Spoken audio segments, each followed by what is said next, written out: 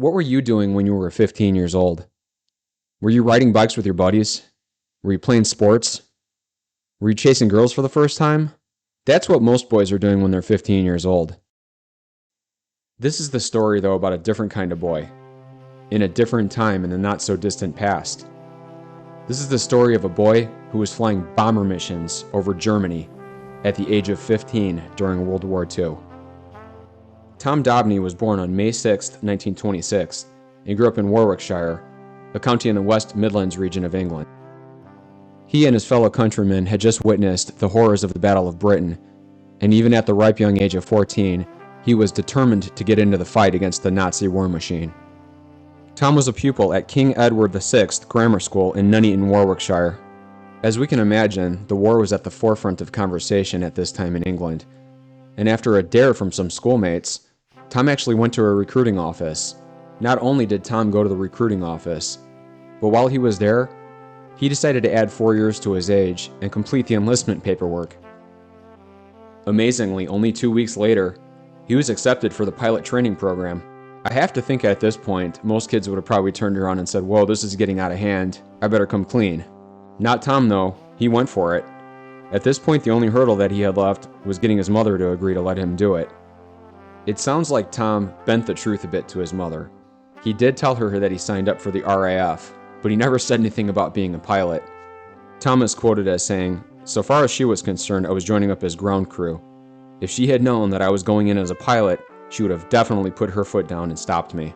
Tom must have been persuasive because he accomplished his mission, and in October of 1940, there he went on a train to RAF Cardington to start his training. He ultimately completed his flight training in Medicine Hat, Alberta, in Canada.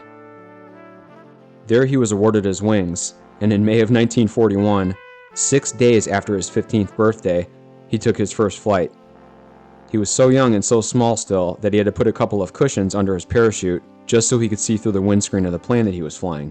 Back home in England, it didn't take long for Tom to get into the fight. He was placed in charge of his first Whitley bomber crew. Let that sink in for a second. This kid was 15 years old. In the States anyway, you're not even legal to drive a car at that point. This kid was in charge of a bomber crew. He was flying missions over Germany and giving orders to guys that were 4, 5, 6, 7 years older than himself. This story is unbelievable. Flying in a twin-engined Whitley bomber, he actually completed 20 sorties over enemy territory. There's a couple of different theories on how he was ultimately found out to be underage, but the most widely accepted is that his dad spotted a picture of his son in a newspaper shaking hands with King George, who was on a tour of East Anglia, which is where Tom was stationed at that point. To clarify, Tom's mother and father had been separated for a number of years at that point, and Tom's father was completely unaware of anything that was going on with the RAF. So this simple twist of fate put Tom's career in the RAF to an end. I have to think that the estranged Mr. Dobney had to spit his tea out when he saw that picture of his 15-year-old boy shaking hands with the king in an RAF uniform. What a story. It seemed like it was pretty clear-cut with the RAF. Tom received a letter saying, "I am directed to inform you that in carrying out your discharge from the Royal Air Force, the reasons that have led to this course of action are solely that you are below the minimum age at which men are accepted for service for aircrew service." According to Tom's brother Mike, he was furious with his dad for outing him to the RAF, but I think his dad did what any other dad would have done. Tom ended up working at an aero engine factory in Coventry, and eventually was allowed back into the RAF when he was old enough in 1943. He unfortunately crashed during a training exercise, and by the time he got out of the hospital, the war was practically over.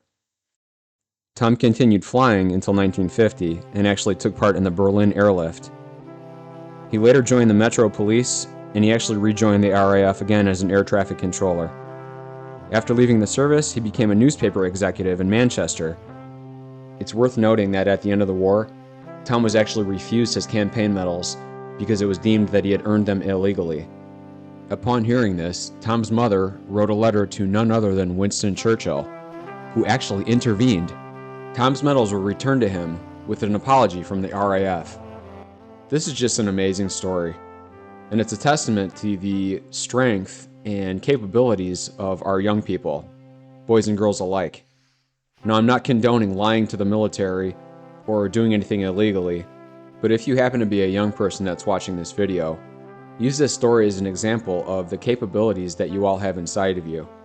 Tom died in April of 2001 at the age of 74, having earned a spot in the Guinness Book of World Records as the world's youngest qualified military bomber pilot.